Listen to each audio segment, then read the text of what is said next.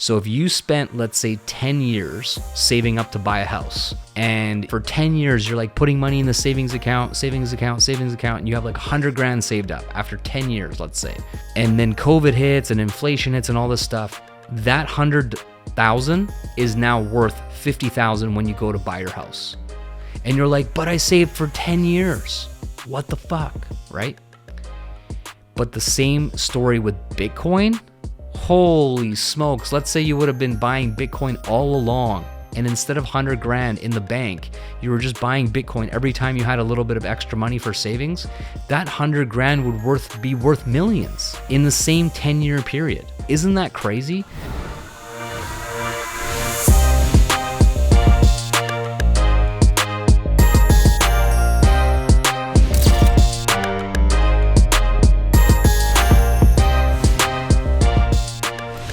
What's going on, guys? Welcome back to another episode of the Diamond Life Mentor Podcast with your host, Balazs W Kardos. Super pumped and excited to dive into today's episode, talking about the importance of investing and some of my thoughts around what I've personally done over the years to invest into myself, into my business, into my family, into my health, and also into my wealth and my freedom.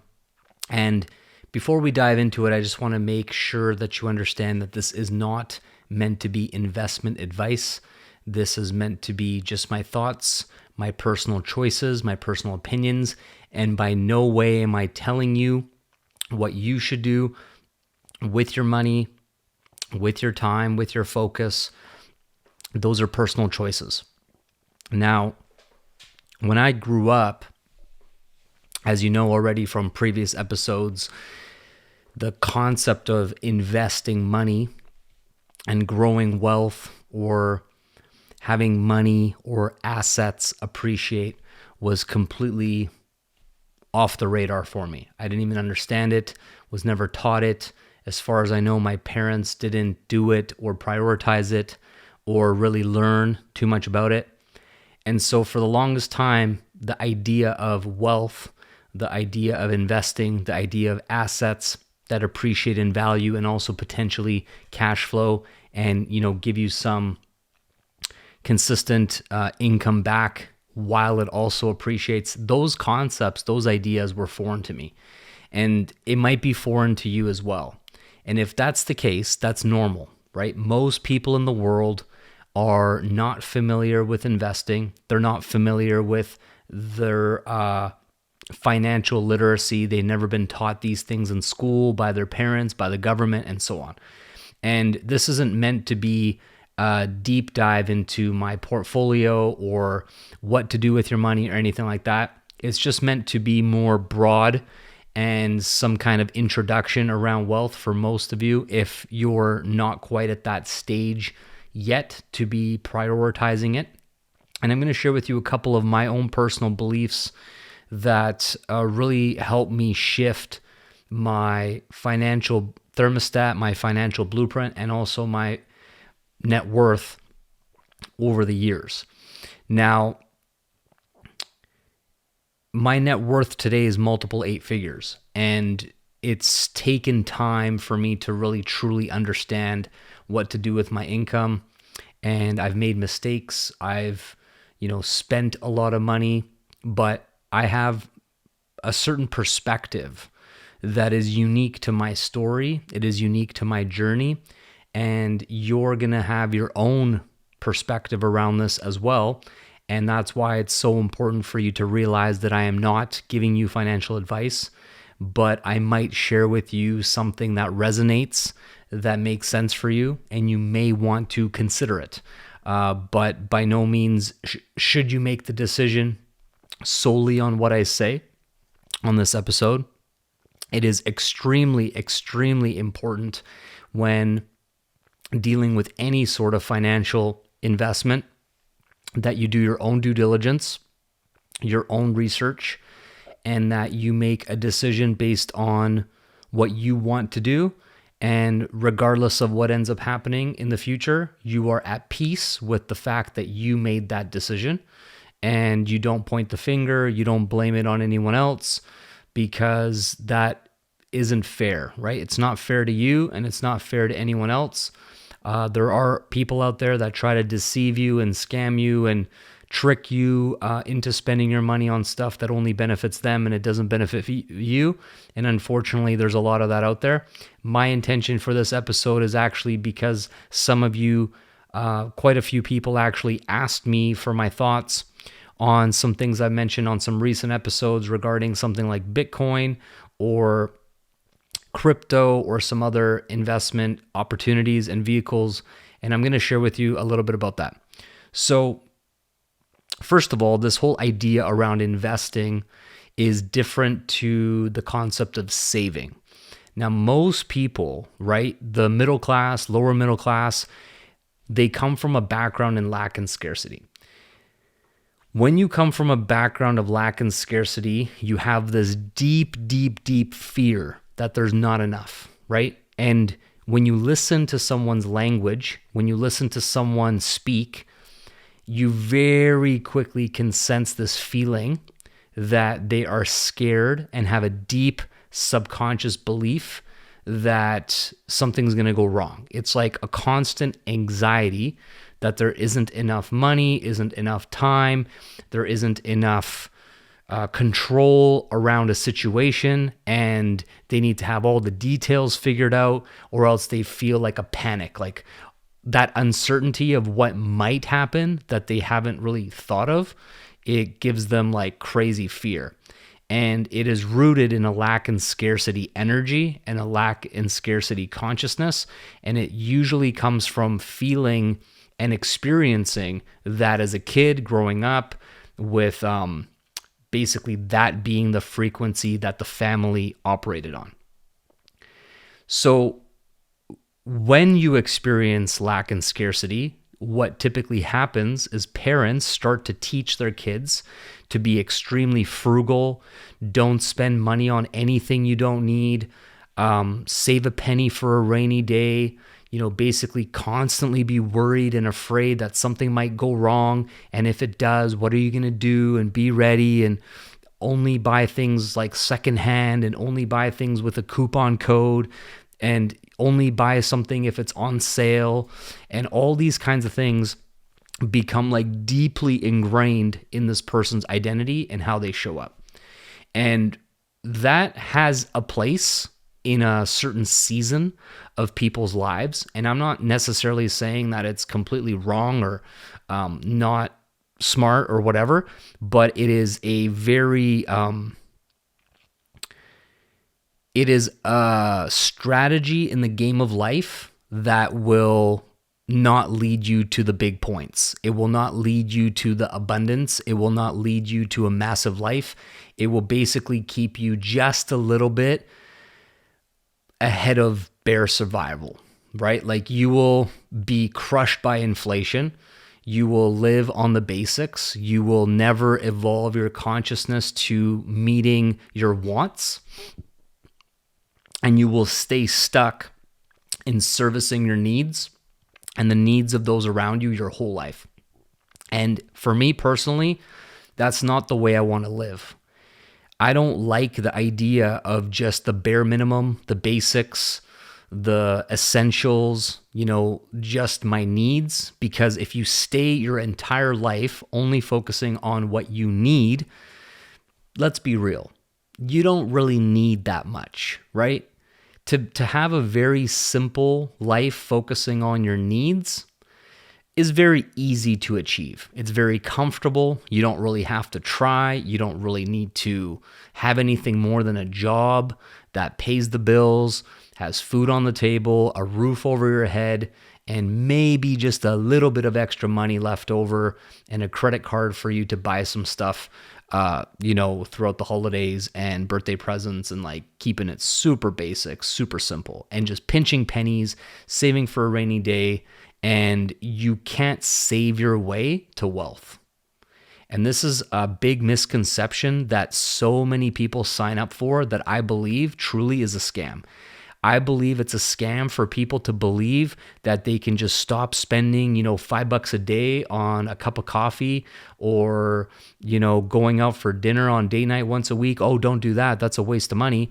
And instead save that, for the next 40, 50 years so that you can retire.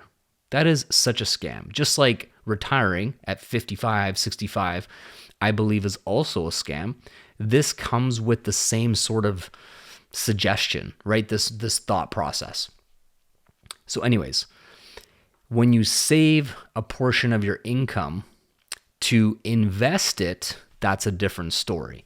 But to save it for the sake of saving it, just in a savings account, in your bank account, is a losing game. And so there's that. Okay, that once again, not telling you not to save. I'm not telling you what to do. I'm just telling you that I personally have never resonated with that, because it was kind of like the way that I visualized it, the way that I understood it, like metaphorically, it was, take one slow step forward for the rest of your life. And even when you learn how to jog, even when you learn how to run, even when you learn how to drive a car or fly a plane, nope, you should still just walk one step forward at a time slowly. That's kind of how I understood saving, not increasing your income, not investing in things that can multiply your income, not educating yourself on financial literacy, not investing in assets that can appreciate in value, not investing in cash flowing, high ticket, high profit businesses, not investing in networking and relationships and attending events and growing your mindset and your skill set and your connections and all these things, which are a much more advanced, accelerated path towards all types of different abundance, all types of different access to knowledge and technology and startup businesses and, just so many opportunities that are available once you understand what it takes to get access to that. So that's the first idea, is that for me, when I was not making much money, which is an important thing for me to mention, right? Sometimes people listen to my podcast and they know that I earn pretty good money.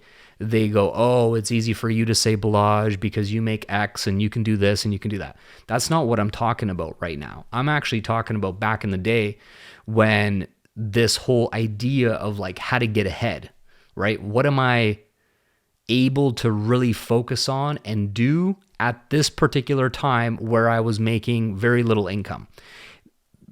To give you context, this was like my first year in door-to-door sales, and I finished the whole year with $35,000 in income from my straight commission sales commissions. So we're talking about $35,000 a year. We're not talking about bigger numbers, okay? So at that particular time, my expenses, or in other words called liabilities, things that take money out of my pocket to essentially keep my lifestyle, keep where I was living at the time, the food that I needed, and some essentials, wasn't that much. It was maybe like a couple of grand a month total. So if you do the math, 2,000 times 12 is 24,000 a year, and I made $11,000 extra on top of that, okay, about a third of my income, roughly. So I could have saved that money, like many people believe is smart to do, right? Save that money, put it away, let it accumulate, blah, blah, blah, put it in your, checkings account. And while that would have been great, and I would have finished the year with $11,000 in my bank, that's not how I saw it. How I saw it was, how can I pay money to attend an event, to buy a ticket to a conference, read some books, pay for some traveling to open up some different opportunities that came across my desk?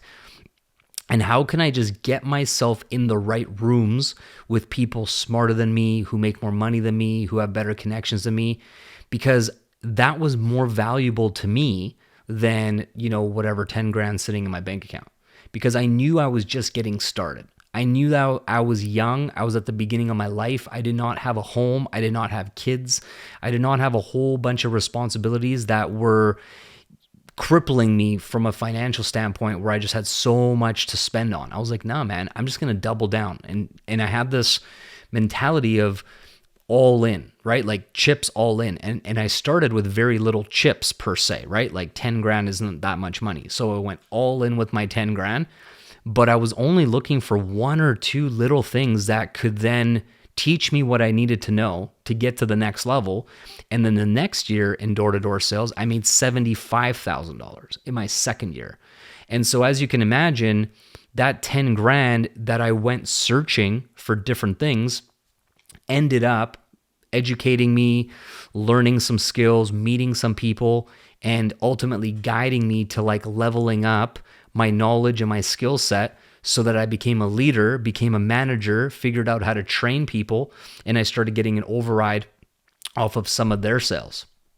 You see how the true investment I was making was in the asset called Balazs. It was me. I was investing in the private equity company of me that was going to pay me dividends, quite literally, in an increasing asset that my value, my stock price was going to continue to go up. And I was technically at this stage in my life a startup, because I had this light bulb go off in my head that was like, yo, Balazs, the programming that you came with, right? We all have hardware, our physical body, and software, our mindset. And as your phone has to be updated with software all the time for it to keep working and being quick and all that kind of stuff and keep up with technology, and you also have to upgrade your hardware, right? You need to get a new phone every few years, which is the same equivalent for us as humans to train our bodies, to eat healthy, to drink Kangen water. That is our version of upgrading our hardware or our bodies to stay fit, to stay strong, to stay lean. And then our software is our mindset. It's our habits. It's what we learn and the skills we develop and the things that we prioritize and our habits and all these things that are creating the software side of it. So in my mind, I was like, if I keep investing in me and I have very little money in the bank, it doesn't matter right now, because I know that I will have this multiplier effect for the next few coming years. And then once I stabilize my income to be much more impressive than the $35,000 I made my first year in sales, I was eventually going to have more options. I could diversify and I could kind of put money into different things. So that was my mindset, okay? So once again, I'm not telling you to do this. I'm not telling you it's right for you, but it was what I decided to do that was right for me. So that's like lesson number one. Lesson number two was around credit card debt and this similar mentality that we're taught, once again, usually by parents and sometimes by like, I don't know, some mainstream financial advisors or gurus or whatever that are telling you to like pay down your debt and get rid of all debt and interest rates and all this kind of stuff. Once again, I didn't see it this way. What I saw was that if I had a credit card, which I did, and I wasn't very smart with my credit and I made some poor decisions and I racked up some debt, and I didn't understand the negative effects of if I pay for something that's $100 on a credit card and my interest is 20%, I'm going to keep paying $20 until that $100 is paid off. So by the time I finish paying it off, I could have actually paid $300 for something that actually was only $100. I didn't understand that. The way that I looked at it was, I can just get this thing right now and I don't technically have the $100, but I got this card that says I could get it. So that's cool. And I felt like I was like cheating the system. Little did I know the system was cheating me, and they were just going to make this crazy interest rate off of my poor choices that I was buying on liabilities and things that wouldn't make me money. And most people in society abuse credit cards and the negative interest rates that steal money from their pockets to buy dumb shit. And if they use that same credit and credit cards to buy things that actually pay them more interest or more profit than what they're paying for that interest, then now they're net positive. Now they're actually taking someone else's money from the bank or credit card, flipping it, and getting a higher return than it cost them to borrow the money. Now, this is like a little bit more advanced. What I'm talking about with interest rate arbitrage, we're not going to get fully into that right now, but I was basically doing this in an uneducated way where I thought to myself, I said, okay, well, my minimum payment for my credit card is $100 to just keep things in good standing. I have $600 I could technically pay down my debt, but I'm going to only pay the 100 and take the 500 left over, and I'm going to invest that back into me. I'm going to go to an event. I'm going to take out somebody who potentially is a good contact for me to learn something, and I'm going to take them out for dinner and like pick their brain and ask them questions and try to have them like mentor me. So this was kind of the mentality that I had for the first number of years. And most people at that particular time, if I told them this, I'm not paying down my credit card, I'm investing into these things instead, they all thought I was nuts, like irresponsible, being stupid with my money. And you might think that too, listening to me right now. Be like, man, that's risky. And what if you didn't make any money from spending that? Then you would just be paying all this interest and racking up debt and so on. And you're technically not wrong, but that wasn't the way that I saw things. And I believed in myself enough to know that if I kept going all in, chips all in, eventually I would hit a grand slam and I would set myself up financially. Okay, so fast forward now. And the third piece of the puzzle, so lesson number 1 was around not saving money just in the regular bank account, but actually investing that back into myself. Lesson number 2 was that I would, when it came to my credit card debt, I would just pay the minimum payments and continue to invest the difference into myself further. Step number 3 was when I understood that the tax game was different depending on which part of the game you were playing in. So the tax code is different for employees than it is for self-employed people, for business owners, and for investors. So there's a different set of rules depending on how you operate within the game of commerce, within the game of business, and how you're earning a living and how you're structured. So that opened up my eyes in a huge way, because initially I was being paid my commissions in sales to me personally. And that put me in the highest tax bracket.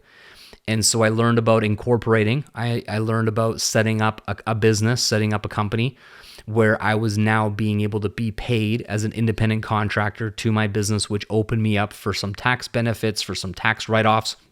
And I saved a huge chunk of money on not paying my taxes. So that's lesson number 3, is learn about taxation, learn about different options that are available to you in how you get paid in your business from an AGIC, and start to be structuring yourself in a smarter way, in whether it's going from being a sole proprietor, getting paid all of the commissions to your name, into potentially like an LLC or an incorporation or business, and starting to take advantage of some tax benefits and write-offs that are available to you, so your taxes go down and you have more income. And the second part around that too is that, like, you get, as a business owner, you get taxed on what is left over at the end of the year. As an employee, you get taxed on what you get paid every paycheck.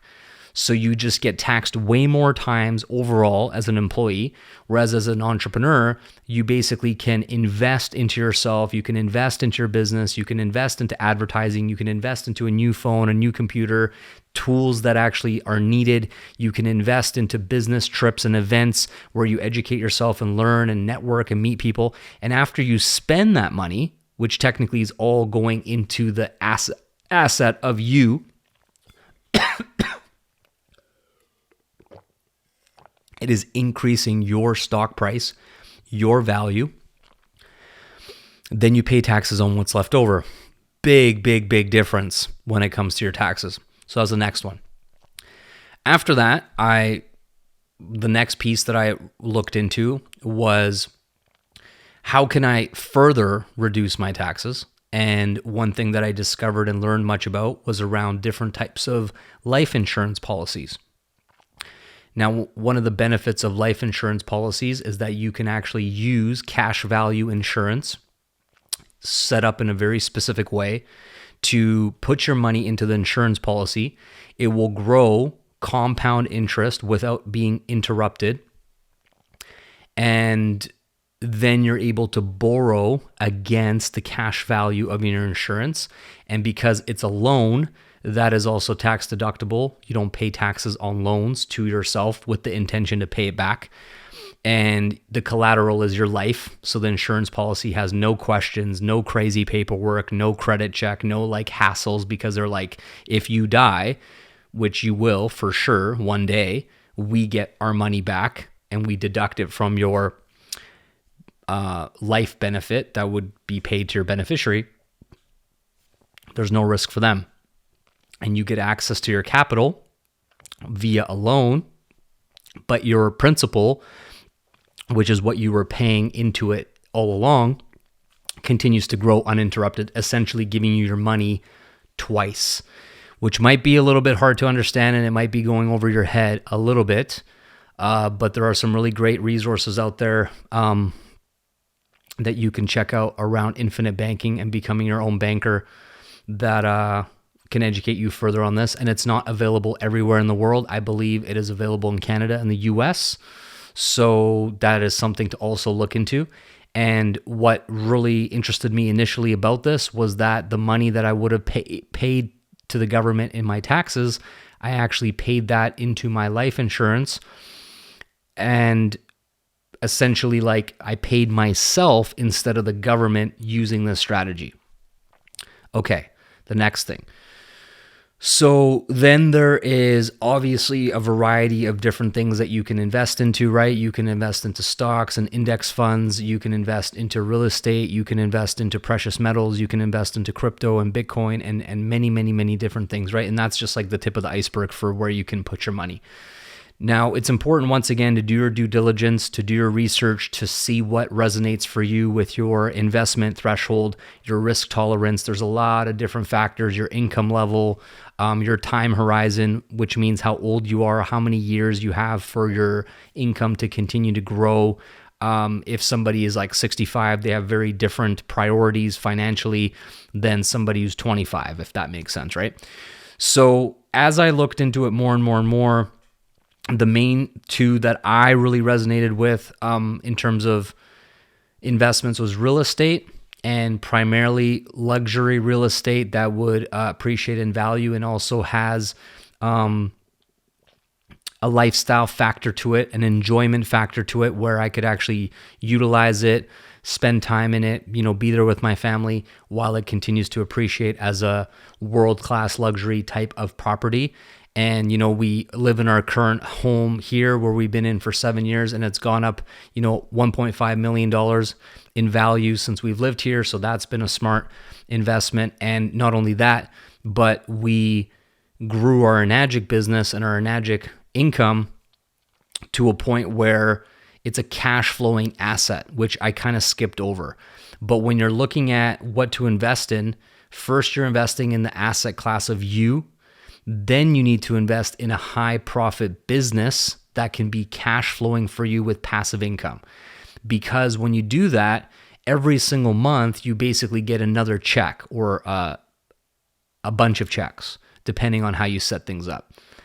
And so when you look at risk, my risk personally is way, way less than somebody who has been getting paid a salary or paid by the hour or paid one time off of like a big launch, like a coaching program launch, or they sold something like their house or their business and they get a lump sum check, 200, 300, 500 grand, $1 million, whatever it is. The risk for those people is significantly higher because they only have that one amount of money to play with, right? Or to invest or to multiply. And so if they make a bad decision, they put the money in the wrong place, they lose it, and it's devastating. Like they could literally lose years of profitability by making a mistake or a wrong decision. But when you have a cash flowing business and asset such as mine, that literally produced 248 million USD in sales in 2024, and I got a percentage of that.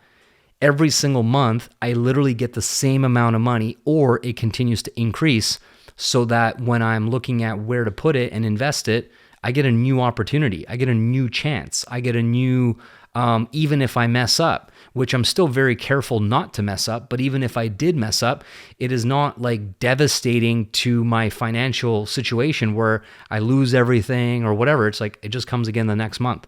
So it's very different. And that's why I said recently that I live off of, less than 10% of my annualized income. outside of, investing essentially, but anything that might come up, sure, I might go past the 10%. But in terms of like my mortgages and all of my steady liabilities and all of my expenses and so forth is under 10%, which is pretty crazy. Like there's not many people my age that are living off of 10% of their income, and they're multimillionaires being able to put that money into smart places. So that 90% needs to be managed in a smart way, and part of my management strategy is to run all this capital through insurance to protect the principal. Now, once the principal is protected in the insurance, I borrow against it, and that's where I invest into luxury real estate and primarily Bitcoin. Those two are my favorites. Now, once again, Bitcoin could be a touchy subject for people because you might be listening right now and may have quote unquote invested some money and lost some money, and you think it's very volatile and speculative and it doesn't have real value, or who knows what you think about it right now. But the reality is that if you understood it truly, if you spent a lot of time researching it, from people that are experts on the topic, one person, I'm not going to get into all the references and all the sources, but just one person that you should definitely learn from and study and check out his videos on, YouTube or Twitter, is Michael Saylor. And he's the owner of a company called MicroStrategy, and he's the first owner of a company who actually invested the cash reserves from his corporation into creating a crypto Bitcoin reserve. And he owns like billions and billions of dollars of Bitcoin. It's crazy. And he owns the most out of any privately held company in the world. And he's sort of pioneered this idea around that Bitcoin is like perfect money. And as you do your research and you look into it, there's only 21 million Bitcoins that will ever be created for all of the human beings and all of the corporations and all of the countries on the planet. And once those 21 million are allocated and people own them, there'll never be more. And people will start to actually transact or trade or borrow against their Bitcoin in a Satoshi, which is like the equivalent of like a penny. Instead of $1, you know what I mean? So it will just continue to be denominated in smaller and smaller and smaller decimal points of a full Bitcoin. And the idea of owning one full Bitcoin will become unheard of and unaffordable to majority of the people on the planet. And this has literally been happening right in front of our eyes in the last 16 years since Bitcoin emerged as a new type of store of value. And so the reason why people have made mistakes and lost their money is because of the get rich quick mentality, right? People are trying to put in a little bit, and then when it goes up really high, they want to cash out, or they want to sell it, or they want to take profit, or they do something dumb with it or whatever. But they have the whole wrong idea.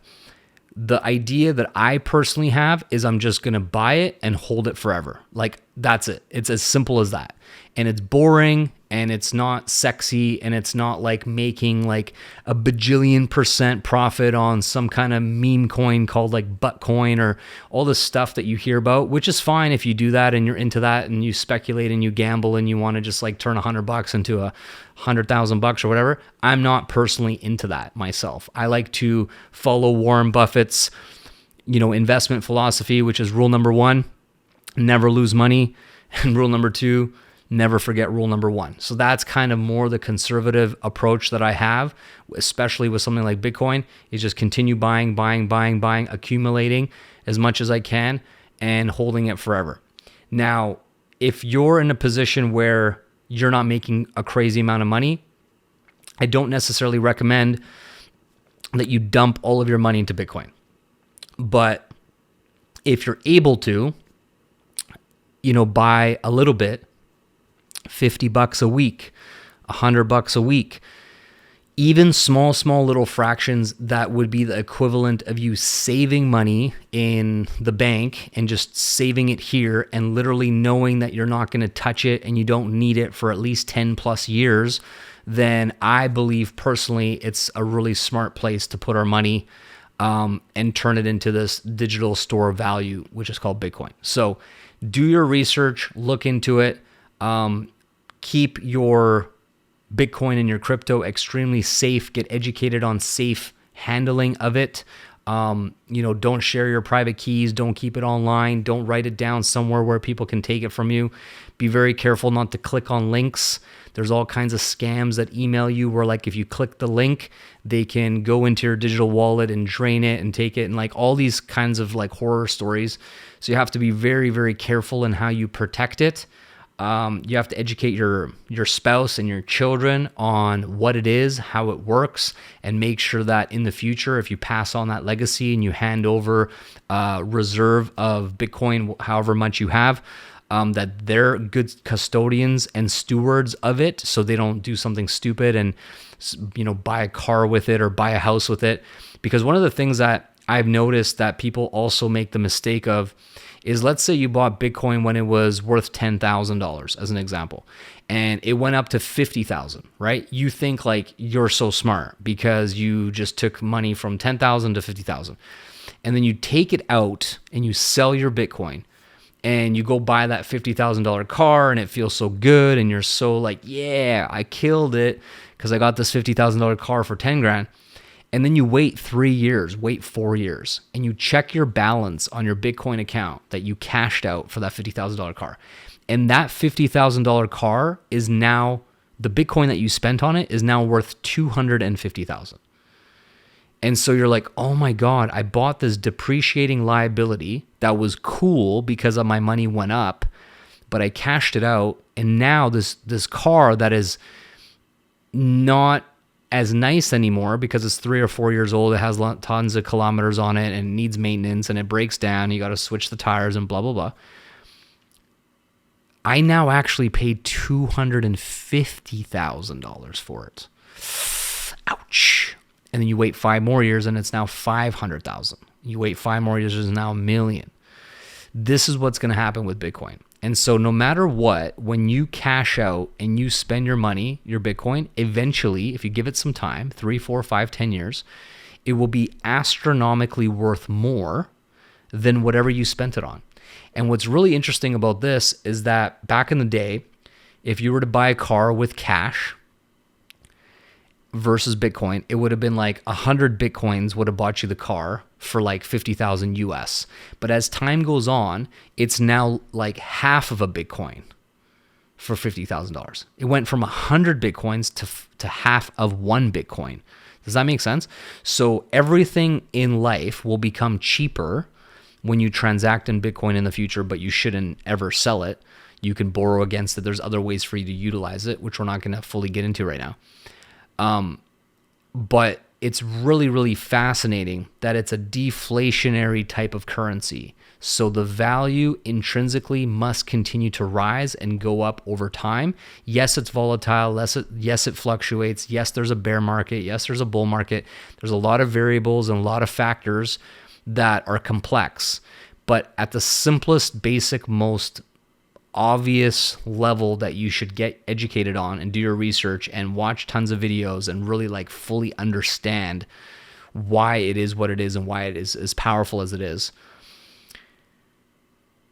The most simplest explanation is that over time, it will only ever increase in value.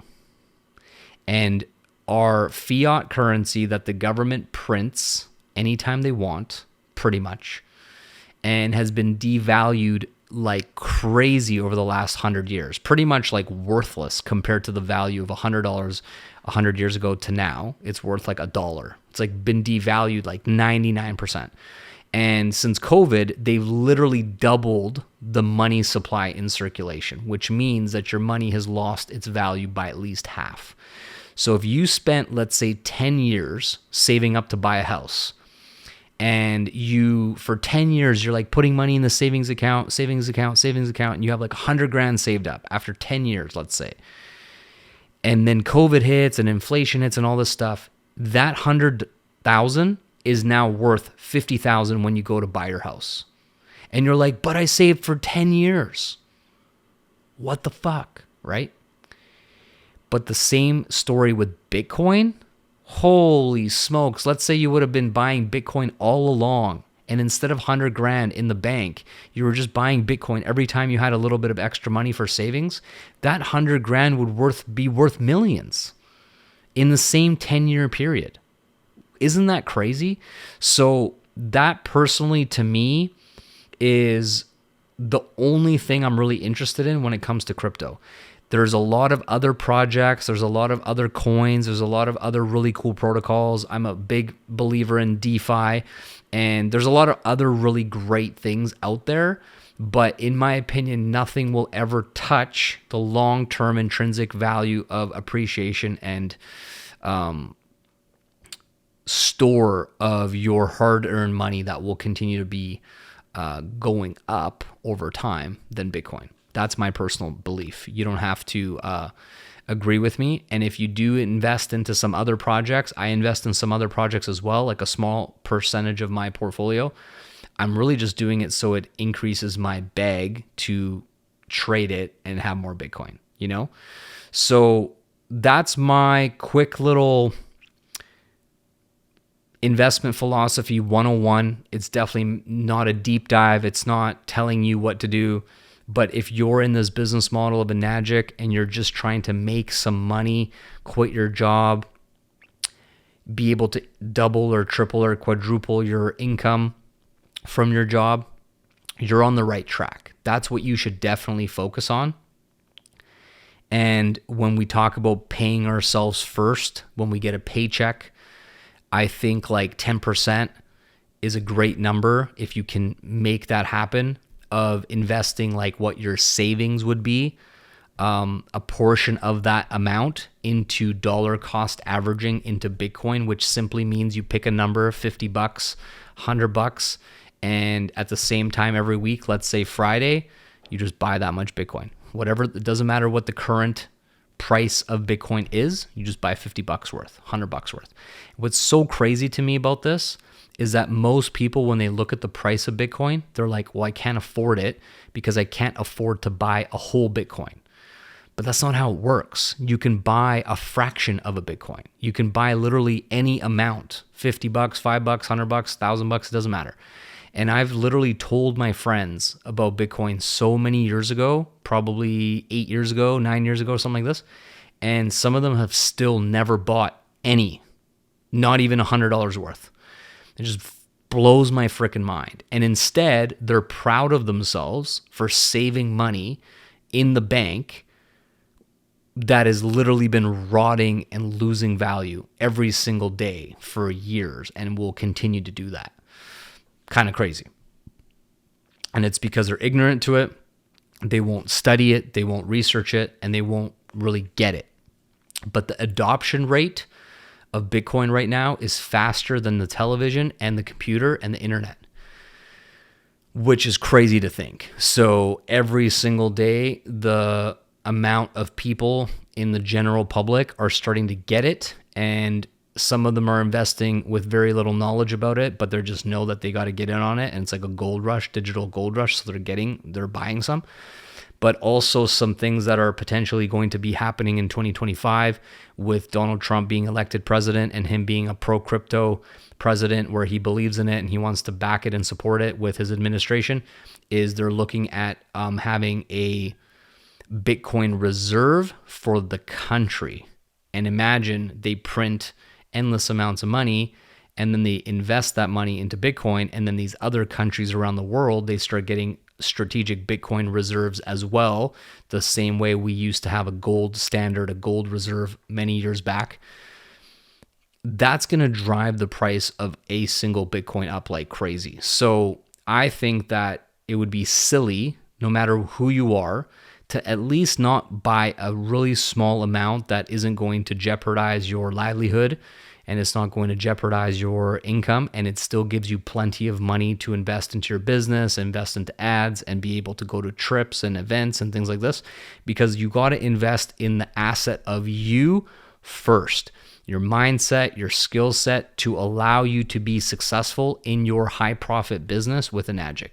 Because if you can start selling trifectas and quads and duplication and hitting 682 and getting monthly and quarterly bonuses and eventually legacy income at 682-3, and you start making, really, really big numbers and keeping your lifestyle low, like I do, living off less than 10%, then you have a lot of disposable excess cash flow that you can do cool stuff with. You can reduce your taxes. You can put it in insurance policies. You can borrow against your insurance policies and buy real estate and buy Bitcoin and, dollar cost average into stocks or index funds or precious metals or other things that you may be interested in that you find to be a smart use of your money so it appreciates and you're actually growing your wealth over time. You know what I mean? So do not sleep on the power of the opportunity that you have in your hands, because most of you are thinking too small. Most of you are only thinking about the money that you need for the things that you want in your life, but the things that you want in your life are mostly liabilities. So when I talk to someone about their financial goals and they tell me that their goal is to make $10,000 per month in their business, I know what they're thinking. And I know they're thinking too small. And I know that they're thinking short-sighted. And I know that they don't have an investor mindset, because making $10,000 per month is nice to replace your job income, to quit your job, to have a little bit of extra money. But people are thinking that extra money, they're going to go spend it on holidays and trips and vacations and putting their kids in school and getting them some new clothes, which is all important, but is not an investor's mindset, because you do not have enough money, for one, to invest into a team, which we didn't even talk about. Invest into outsourcing, invest into, housekeepers and landscapers and a media team and a content editing team and different things like this, because you can't afford it. It's not enough income in your business, not enough revenue. And you for sure can't afford to buy like 1 Bitcoin a month, as an example, which is over 100,000 USD at this time of this recording. And if you listen to this in the future, it'll probably be $200,000 or $300,000 USD for 1 Bitcoin in the coming couple years, 2, 3, 4, 5 years.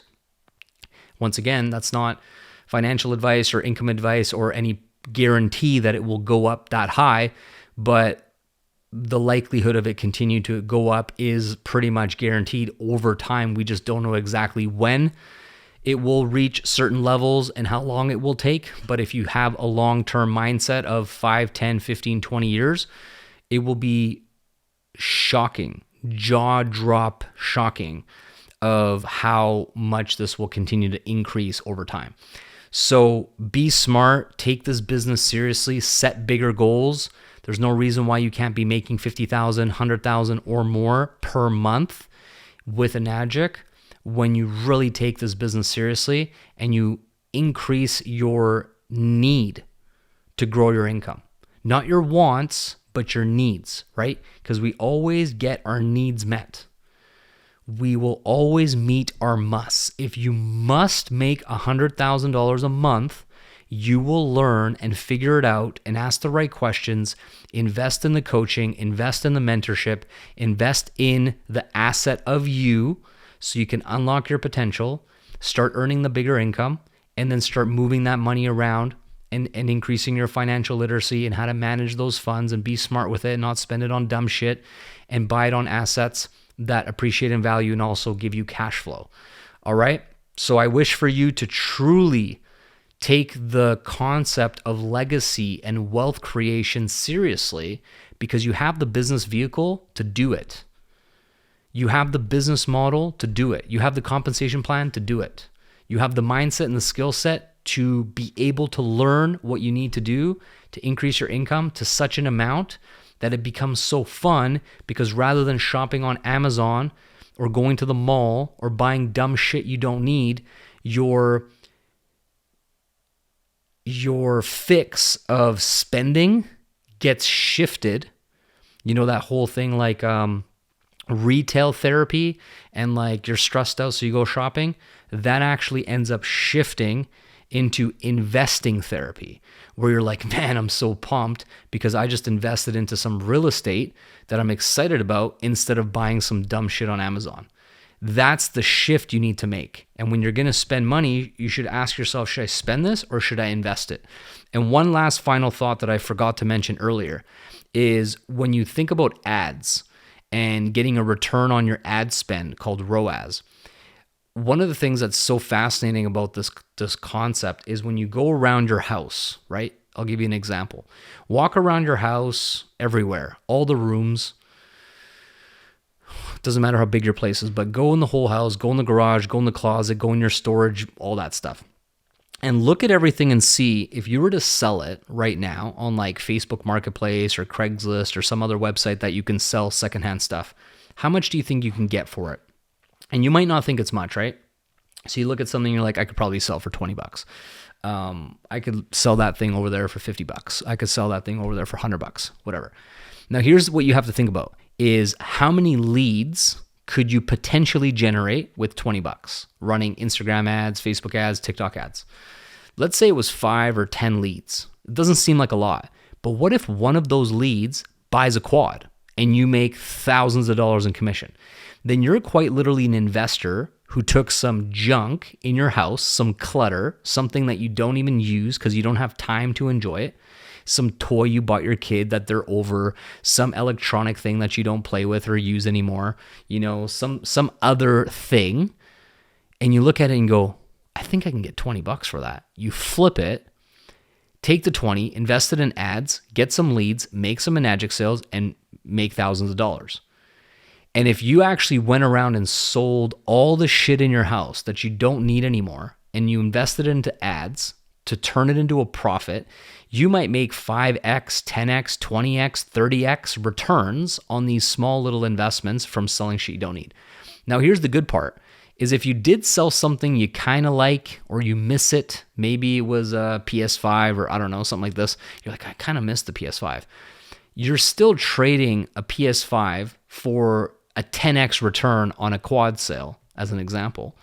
And then you have that extra money and you can go and buy another PS5 if you really miss it that much, right? Most people have accumulated a bunch of shit that they don't have time to enjoy, or they're just over, or they don't like it anymore, but they don't get rid of it and they don't get their cash back to invest it in something better, to increase their income and to grow their business. So be smart.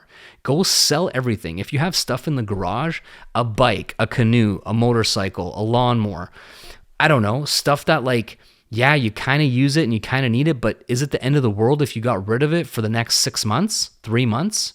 You know what I mean? Like, you don't need a lawnmower in the wintertime. You need it in the spring and summer. So you could sell your lawnmower for $200 on Facebook Marketplace, take that 200, put it in ads, and then when springtime comes around, you've taken the 200, turned it into 20 grand, 10 grand, 5 grand, something with an ad commissions, and you go buy another Amazon lawnmower and you're fine, right? Same thing with a canoe or a boat or fishing rods or something like this. It has value. It could be sold. Someone will buy it from you. Sure, it's not going to be like top dollar, but that's not the point. Now you have some ad spend. And these are the ways that I have grown my life and my business, by being smart, by selling stuff I didn't need, by putting it into smart places, going to events I couldn't afford because I used my rent money. But I was confident that when I went to the event, I would meet someone, I would learn something, come back super fired up, super like jacked up energy wise, and so confident and believing in myself that I would go make a sale, make the money, and then pay my rent and still be up in net positive. So these are the things, once again, I'm not telling you what to do. I'm not telling you to sell stuff that you really need and cause problems in your marriage or have fights with your family, or sell your kid's bed and then they don't have a bed tomorrow, which would be kind of funny if you did that. But like, that's not what I'm saying. What I'm saying is kind of have a new idea, a new outlook on how you can turn a little bit into a lot, increase your goals, increase your financial resources, be smart with your money, learn financial literacy, actually study the subject of money and wealth creation so you get it, and invest into putting yourself into mentorship programs and rooms where people are smarter than you, wealthier than you, make more money than you, and can teach you this stuff so you don't have to figure it out the hard way and make mistakes and lose a bunch of money, right? And then have this kind of like waterfall effect where you have high cash flow in your business, you protect it in your insurance, you pay less taxes, you have a bunch of write-offs, and then you start investing it into different asset classes that you enjoy that will appreciate and grow over time. Like for me, real estate and Bitcoin and some other things, but those are my two favorite. and I'm still only 39 years old. And as soon as I hit 40 and beyond, the rest of my life is all going to be focused on investing, wealth creation, and philanthropy and giving back. Like that's literally what my vision and goals was make a bunch of money, set myself up financially the first half of my life, the second half of my life, multiply it, and then take the interest that my wealth is paying me every month and every year and do good things in the world with the interest while my principal continues to appreciate and multiply and grow. That's my personal investment philosophy. Now, once again, this is not investment advice. I have to say that a bunch of times. Be really smart with your money. If you're not making full-time income in your magic business, that should be your number one priority because it will pay you the most amount of money long-term.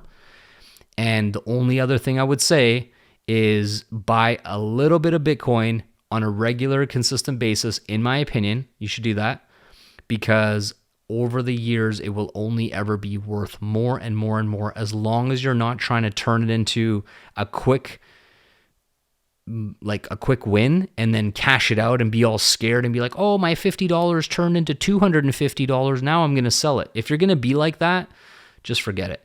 But if you're going to be like, I'm going to put this $100 in, forget about it. Like I blew it on a date night dinner and I'm just going to check on it in 10 years, 15 years, 20 years, then it's a good idea for you to do it, in my opinion. So I hope this was helpful to you. If you want more direct questions around investing, around life optimization, around taxes, around life insurance, then the best place for you to do that is inside of my Diamond Life Mentorship Program where we talk about these questions, we talk about these topics.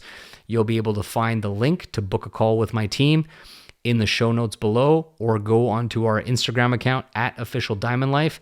Click the link in the bio or send us a DM and someone on my team will reach out to you and help you get set up.